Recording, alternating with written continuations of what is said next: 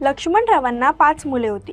त्यातला मोठा मुलगा शंतनू यांची Massachusetts institute of technology Boston इथे निवड झाली आणि शिकण्यासाठी लक्ष्मणरावांनी त्यांना बॉस्टन इथे पाठवलं. किर्लोस्कर ग्रुपच्या भरारी पाठी त्यांचाही खूप मोठा वाटा आहे. फक्त व्यवसायच नाही तर करमणूक म्हणून खेळांमध्ये, सांस्कृतिक कार्यक्रम यामध्येही किर्लोस्करवाडी पुढे होती. किर्लोस्करवाडीची स्वतःची प्रिंटिंग प्रेस होती. किर्लोस्कर खबर आणि स्त्री असे 2 मासिके त्या काळी चालवले जायचे. लक्ष्मणरावांनी पहिली ऑइल इंजिन 1927 ला काढली आणि नंतर त्यांनी कधीच मागे वळून पाहिलं नाही. आज किर्लोस्कर ग्रुप 70 देशात पसरलेला आहे.